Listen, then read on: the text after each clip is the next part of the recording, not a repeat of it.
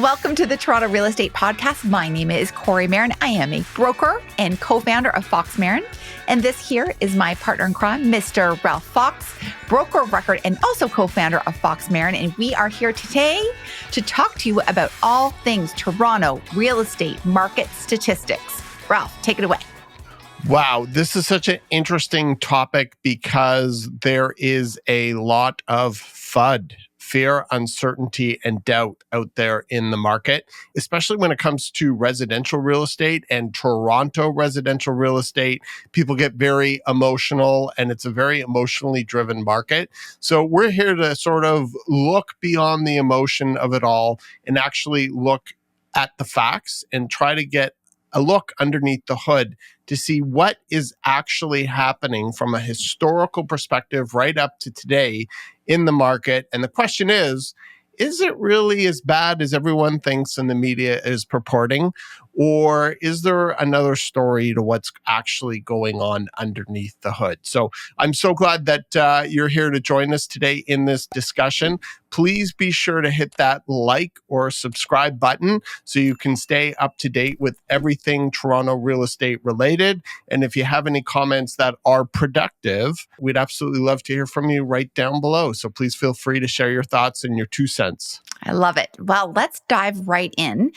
Viewers, please know that we've got some charts here to help explore and dive in a little bit further as to what our thesis is about today, which is answering the question, what is really going on in Toronto?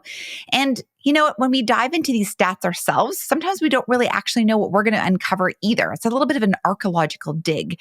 And so some of the charts we're going to share with you today surprised even me, who looks at charts a lot in statistics. So I think this might be really valuable and it might give you a little bit of peace of mind as well. You know, I know everyone's really stressed right now. Things are expensive. Going to the grocery store is stressful. The cost to fill up your car with a tank of gas is expensive. There's negative news out there. There's our interest rates, which are just crushing on a soul level in so many ways. And then just so many other things interdispersed in all of this. And sometimes when I lie in bed at night, I start worrying about our own real estate assets in Toronto, worrying about them depreciating over time and knowing how much hard work went into acquiring them. It scares me sometimes to imagine that they're unraveling at a pace that I don't even know. And I actually think after you watch this today or listen to us today, you might feel a little bit better about where things stand. Do you agree with that, Ralph? Absolutely. Fantastic. Okay, so we're going to put some charts up. We're not going to get into the nitty gritty. And I also want to acknowledge that not every single thing is in these charts. We would bore you. It would take us like 17 hours to get through them all. So we're trying to show some highlights and we're going to try to do this more at a quicker pace as well. And of course, if you need specific data points or have specific questions about certain years or a certain asset class, pop into the comment section below and we'll pull that information for you. So we're starting here really looking at a snapshot in time. And we're talking about the last decade specific to Toronto and Toronto real estate. We're not looking outside of the GTA into the Golden Horseshoe here. So all this data is Toronto centric. And again, we're comparing and looking at what's happened over the last 10 years. So this first chart we're looking at here is looking at sales activity. And so just to be clear about what sales activity is, this means the amount of transactions or deals per se moving through the MLS system. Sales is often confused with price, and we're actually just talking about the amount of transactions driving through the MLS, and that could be condos or homes. So this is everything combined here. It's just really interesting to see a couple things because this is what the media really likes to highlight. They're like, sales are down, sales are down, sales are down. And we're all like, oh my God. And we're always like, that means prices. But in this case, we don't really have that story to share with you. So here we're looking at the last decade sales activity comparing 2015 to right now, or last month, June 2024. And you can see that the amount of sales that have actually gone through the system compared to June of 2015 is down about 50%. So we're trading less. And we're also down versus last year at this time by about 20%.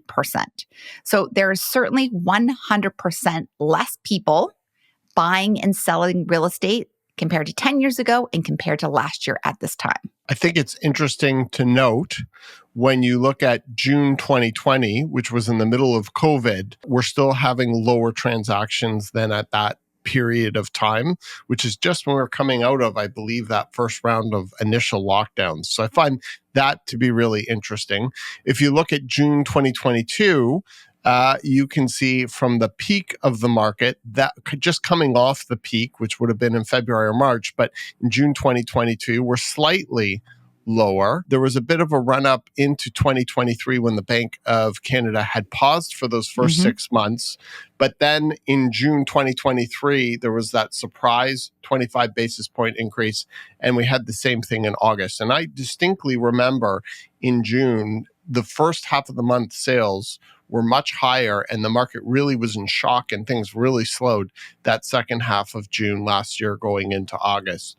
So there's been a lot of forces at play outside the market that have been affecting the market. And right now, this high interest rate environment definitely is dampening the amount of activity that we're seeing. Yeah, people are exhausted. So I'm tired too. Oh my gosh, me too. We have to keep talking about it. All right. So I always like to divide things as well because there's a big narrative out there that like condos are getting crushed and then the low rise or your detached, your semis and row homes are blowing up. And so I just want to also showcase the differential between the two categories. And for the sake of this particular conversation, we've extracted detached houses, semi-detached houses, and row homes from the MLS systems. We're just looking at those categories specifically. And again, we're talking about transactions moving through the system in these low rise categories and seeing that similar trend. So half the amount of volume moving through the system versus 10 years ago at this time and down 25% versus last year. And I think there's still an idea out there that freehold homes are impossible to acquire, but they're definitely not moving at the same pace as they were last year based on these stats. And Ralph, I think you have a really good thesis as to why. That's a really interesting question. And this is just the theory. And as we go into some further slides, we'll see that there's a real dampening of sales of condos, and there's a lot of inventory that's sitting, even though prices aren't really budging. That's kind of the narrative in the condo world. And what's interesting is and we've seen it firsthand, where we have individuals who live in their condo and they are intending and hoping to sell their condo to crack into that freehold market at that 1.2, 1.3 sort of range, but they're unable to get the sale, they're unable to get their condo sold. So they're not budging on the price of their condo, but they're not getting offers or traction. And so they're stuck in their condos. And because they're stuck in their condos, it means that wave of first-time buyers into the low-rise market, which usually is the graduate from the condo market, they're not graduating right now. So they're stuck in their condos. They're not forced sellers. They can sit this out for quite a long time if they can't get the price they want and or need to be able to graduate into low rise. So I think that low end of the semi-detached and row home market is really being affected, as is what we're seeing in the higher end as well. It makes so much sense. And anecdotally, these are the conversations we're having with our very own client base because people want to make that move. So like, hi, Ralph and Kori, I want to sell my condo and I want to buy a semi-detached home in Riverdale. And we're like, no, because you probably won't be able to sell your condo to make that move.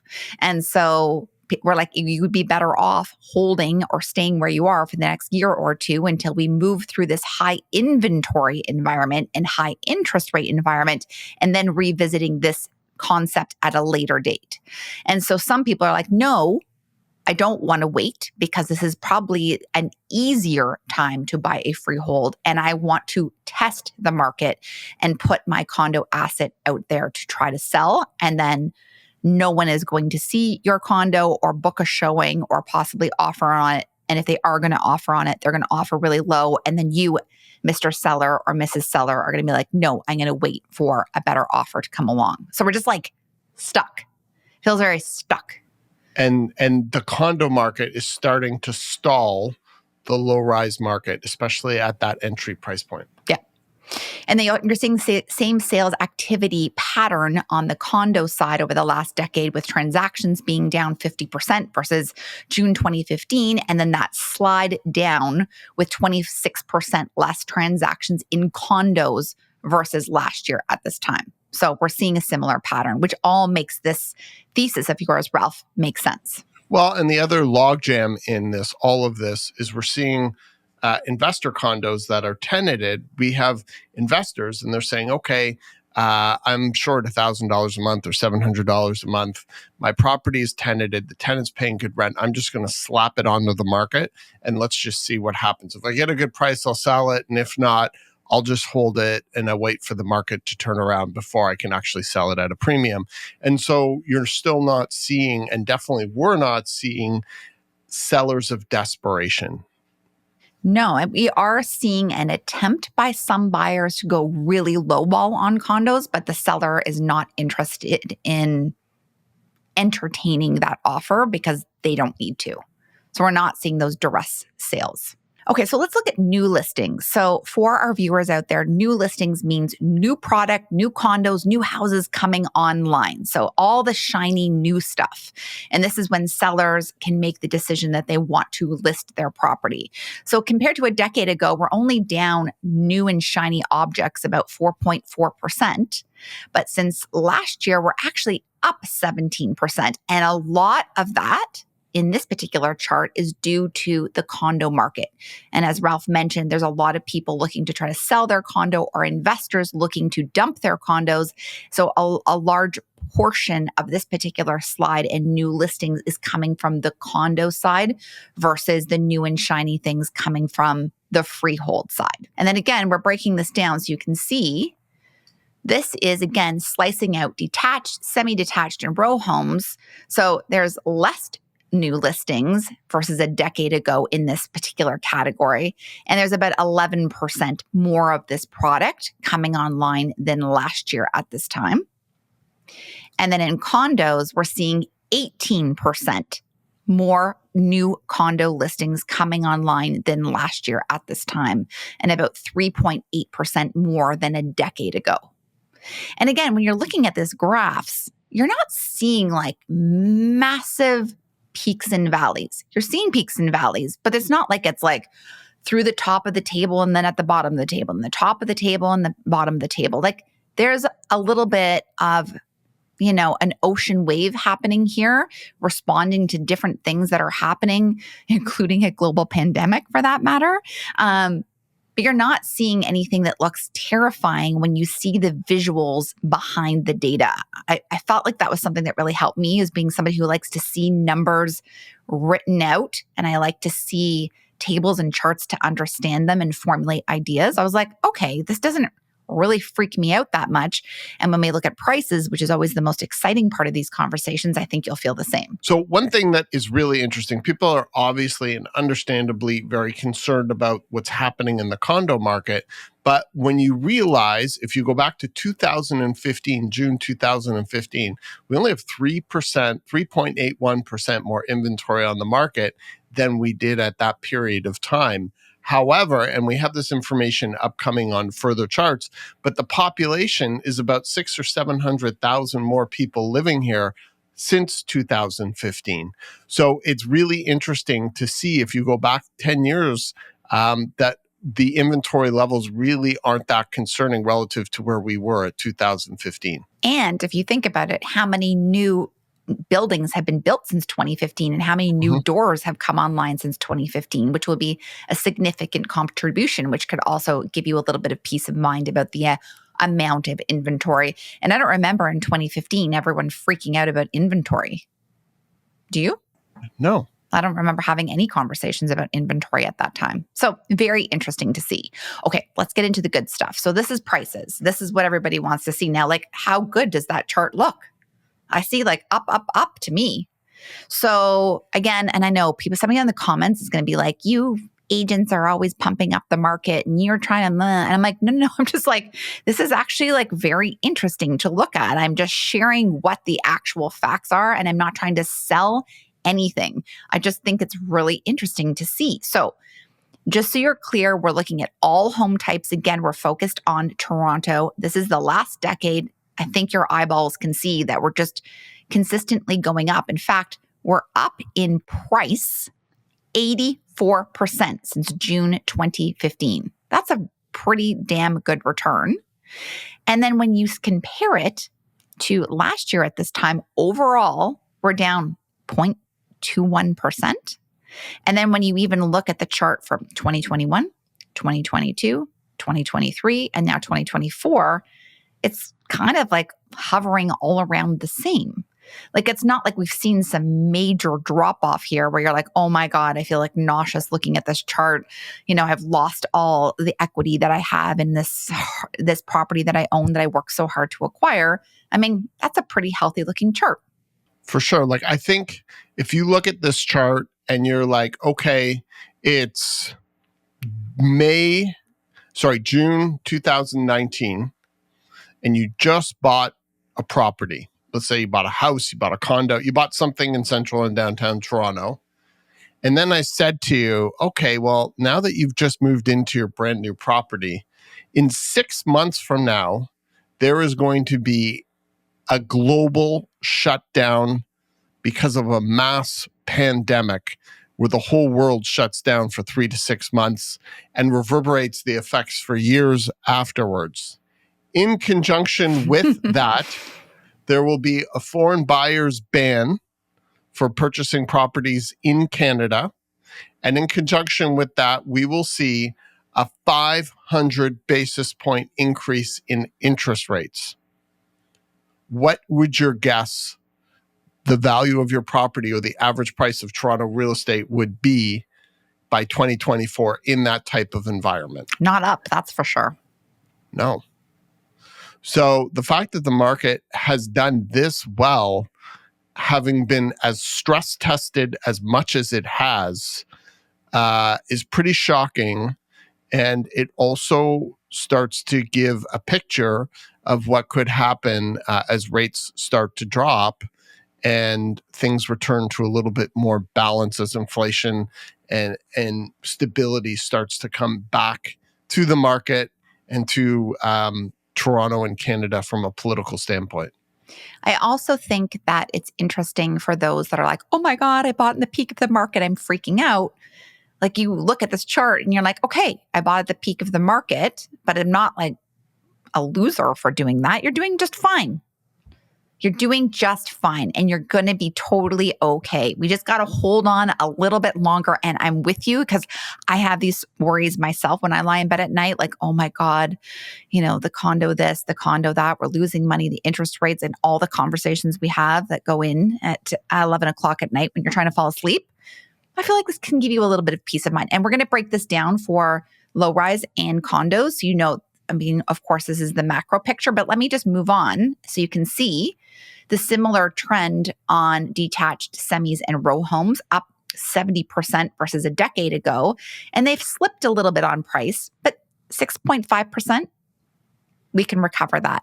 And we've seen that type of increase in a month or 2 or 3 months when market conditions change. So the recovery on that overall is not difficult to bounce back from. Ralph, did you want to add anything to that? Yeah. And going back to what we were just talking about, it's still up from June 2019, which is kind of mind-blowing considering everything that it's had thrown at it.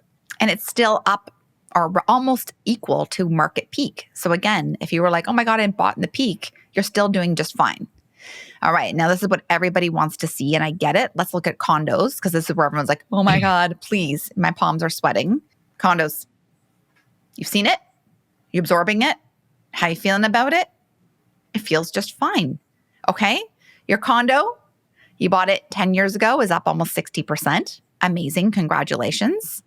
And if you bought in 2021 or in 2022 when the market was buzzing, you're like remaining pretty well flat. In fact, we're only down on prices in condos 0.21% versus last year. Like, you would think that you would be like, oh my God, there's so much inventory. All this stuff is going on. You would think that this table chart would just like fall off like a cliff at the end here. just based on the negative news that's out there and all the rumors and the conversations. And you're like, you look at this and you're like, okay, we're going to be just fine. Did you want to add anything to condos, Ralph? No, I think the data really speaks for itself. We're not pumping anything. This is just where we're at. Now, we'll always get people commenting that, I remember somebody commenting about a year ago saying interest rates were going to go to 10% and the whole world was going to hell and we're an idiot. Well, we're idiots. Well, guess what? We're not going to 10%. We're not going to 5%. We're going a lot lower than 5%. We're at 4.5%, and it's going to go lower, and the fixed are going to go lower as well, and they are trending down. So it's not the end of the world. And the thing you have to remember is that all markets don't just go straight up. And the factors that have been affecting the market have nothing to do with the market. They have to do with factors outside of it, because if left alone, we would be in a severe inventory shortage, both on condos and in low rise. And when things start to balance out, especially in a few years from now, when all of these canceled projects and lack of building permits and lack of construction starts really start to affect the pipeline in a few years from now, the numbers are just going to shoot up in a way that I think many people will be astounded. And we've had several analysts and experts on the show all projecting that by 2030, we could see a one-bedroom condo in the city going for $1 million. And I don't think they're too far off. And we've talked about this ad nauseum. And I think if you just hold on and take the fear and the uncertainty and doubt out of the picture and just think long-term, your real estate holdings, your home, your condo, your investment properties, they're going to do just fine. Just zoom out and look at the big picture. So I have a question here for you, Ralph, because I know somebody's going to mention this in the comments. Mm-hmm. Are we stuck in this situation where there just isn't movement on transactions because people simply cannot afford to buy? Yeah, we're in a affordability issue for sure. And that's really, I don't think that's why people in condos are necessarily stuck, because they do have equity built up. The issue is that they can't get out of their condo and into a house. We do see a lot of home buyers buying in the multi-million-dollar, $2, $3, $4 million range, all cash or with significant down payments. I think the middle class and the lower middle class and even the upper middle class are hurting. But when you go to that next level, they seem to be doing just fine. And there's a lot of cash still in the system, and there's a lot of cash buyers out there. And I think those are the ones that really are super active right now. But as we see interest rates start to come down, I think we'll see some of that pressure alleviated, and we'll start to see people able to move up the property ladder in a way right now that they just can't. But we are seeing so many different situations, be it death or divorce or families growing or contracting or downsizers, where a lot of the basic economics don't really apply because changes are happening and people need to make moves or life decisions that are above and beyond weighing the pros and cons of just a financial spreadsheet. Yeah. Okay. I just wanted clarity on that because I know somebody's for sure going to mention that. Mm-hmm. So I just want to quickly touch on average listing days on the market. We just did one simple graph here. And this is how long does it take for something, a home or a condo, to sell in Toronto right now? And so what's interesting is that it is taking a little bit longer to sell, but that completely makes sense if you absorb all of the information that we just shared with you. So things are taking about 35% longer than last year at this time. So the average listing days on markets at about 20 days, which for Ralph and me feels like forever compared to, when we were used to things selling in 3 hours or a day or 2 days. And now we're like, oh my God, we've been on the market for 17 days and we feel like this is so weird. We're just not used to the velocity slowing to this point. But if you compare 20 days on the market to any other international cities, we are still rapid speed in comparison to a lot of places. Yeah, I think Manhattan's 6 months. Yeah.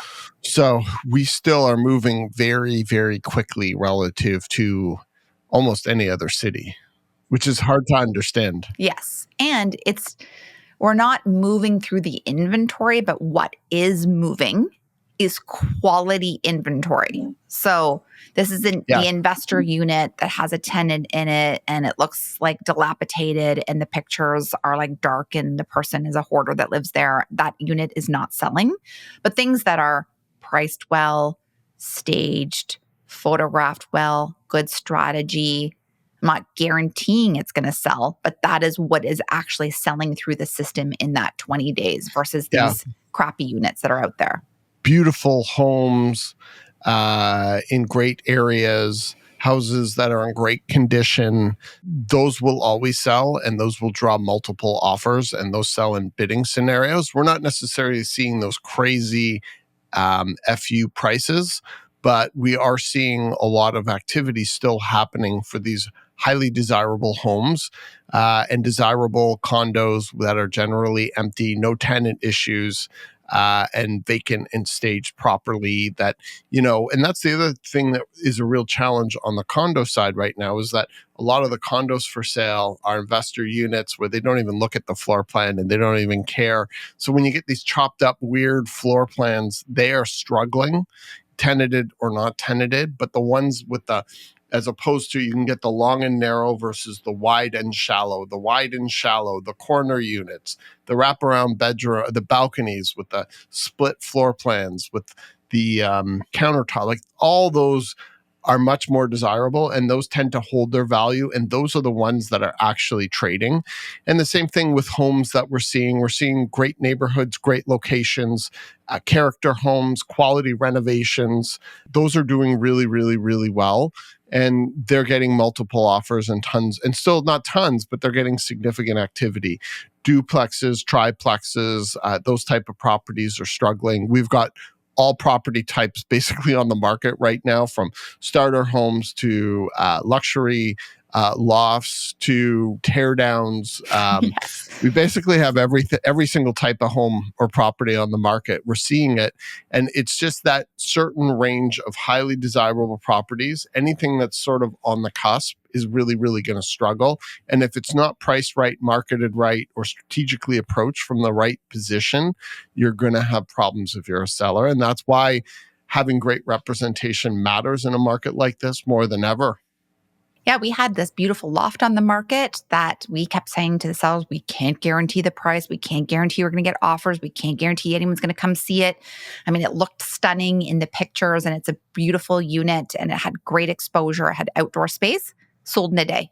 Like literally, our phones were blowing up about this loft and it sold in a day for a very healthy and very fair price. So those kind of transactions are happening for sure. All right, moving along. Here we're talking, this is what I think is sort of the juggernaut of everything. And so this is months of inventory. Again, all home types over the last decade. So our inventory right now is at 5.7 months. So Ralph, can you just explain what the inventory absorption rate is just for viewers who might not know? I think it'll be helpful. Yeah. So basically, it's the concept, and this is what a lot of economists use when they're actually looking at a market. We track this every month.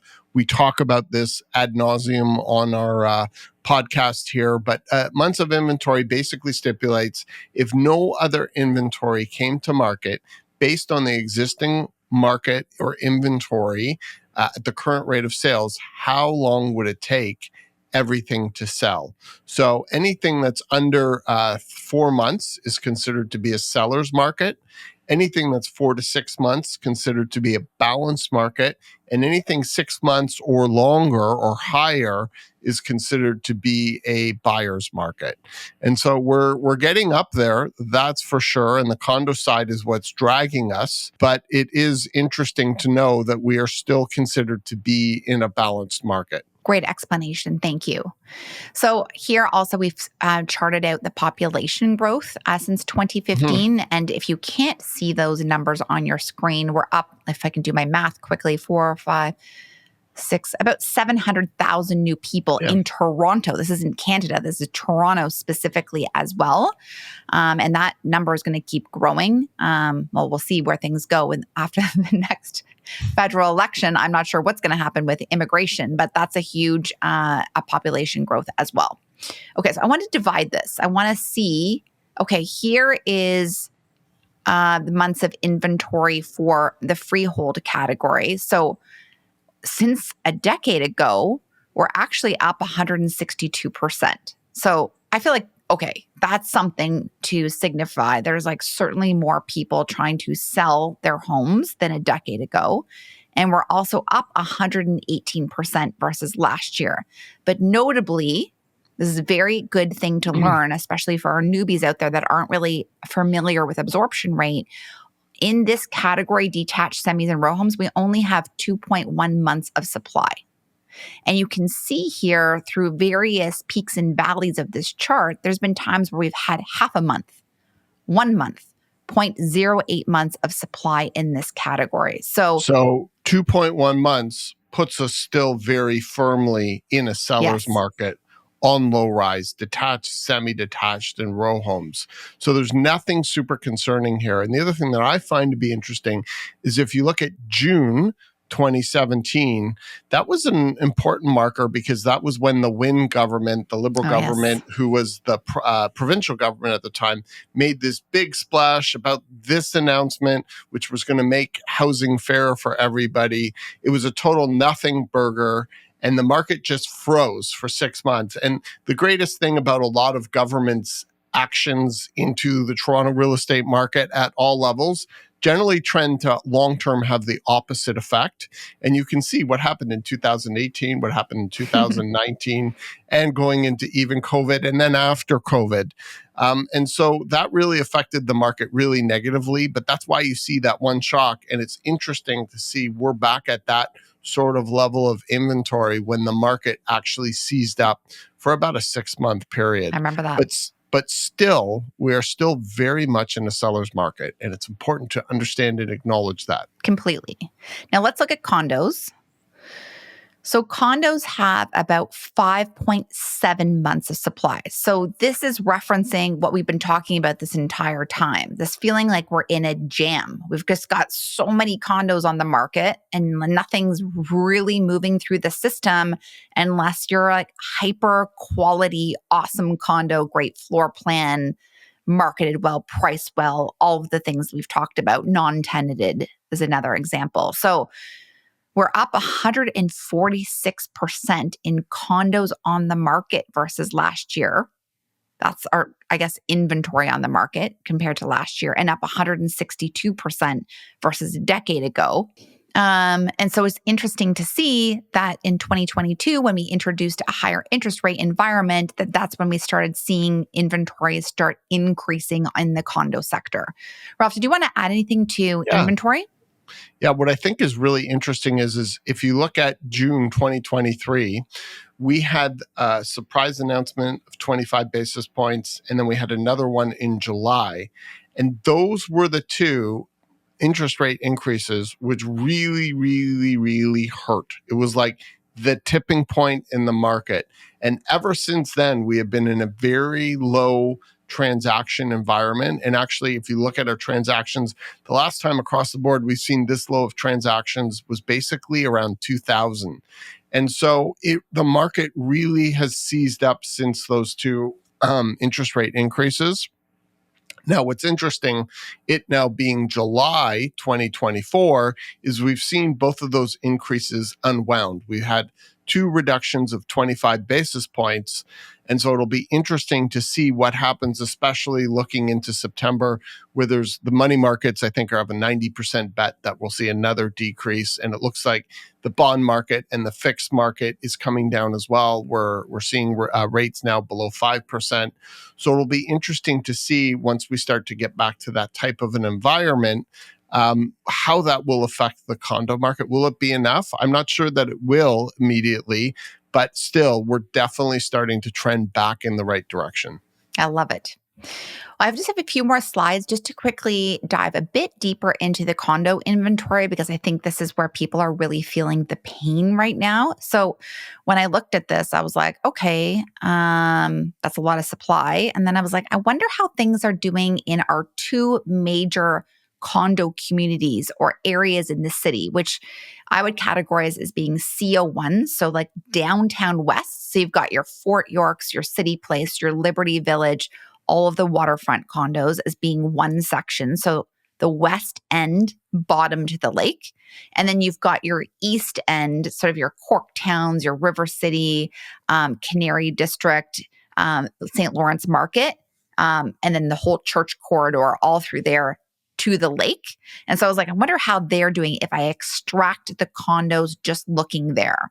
So that's what I did for this particular podcast. So here we're looking at downtown West, and you can see that inventory here is at 7.1 months of supply. So more than the average, which makes sense because this is where the majority of the condos live and breathe in Toronto. So I was like, oh my God, the condos must just be getting crushed on their sales prices. So I specifically pulled that data for you today. And you can see here in terms of prices that compared to last year, condos in CO1 or downtown West are only down 4.8% versus last year, even with all that inventory. And what's even more interesting is going back to our definition, we are clearly in a buyer's market at 7.1% months. 7.1 months. Yeah. Yeah. And then what's also interesting to see here is just if you bought a condo in 2015 and you've been holding it or renting it out, and now you're like, oh my God, my condo, you're up almost 65% versus that time. And even if you bought a condo in 2016 or 2017 or 2018 or 2019, even 2020 and even 2021, you're still up. You're doing just fine. Okay. So that's the downtown West. Now let's look at the downtown East. So same exercise here. So downtown East has even more inventory online, even though we love this area of the city, just love it, at 8.5 months of supply. So up 187% versus last year at this time, and up 128% versus a decade ago. So you're like, for sure, they're getting crushed on prices, for sure. Everyone, I feel so bad that has a condo in CO8. And yes, you're slightly down. You're down versus last year, almost 6%, but you can bounce back out of 6%. And if you bought, just like I keep repeating, if you bought in 2015 or even bought in those years following, you're up 64%. So I felt like this was gave me peace of mind about the condo market, this entire exercise. And so I'm just so happy that this data is available and then we can share it with our audience. And so for people who are sending us messages on Instagram or you're messaging us on email and you're worrying about your assets, we totally get it because we fall for it too. All the media blitz about all of this stuff. But I think we're kind of at the bottom.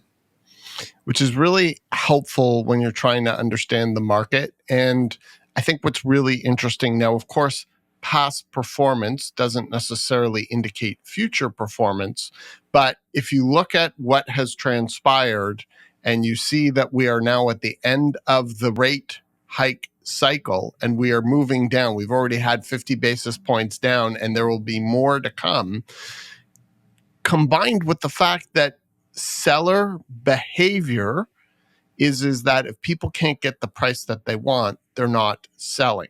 And I think the two things to understand is that everybody who has purchased has been stress tested.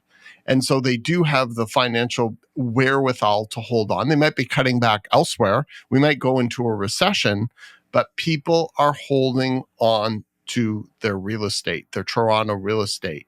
They might be willing to sell it for the right price, but they are not forced sellers. And banks are working with people, homeowners, investors that are distressed, and they're stretching out whatever needs to be done because the banks don't want to become forced sellers, the sellers of last resort. And so we're seeing that in conjunction with the rate cycle coming down.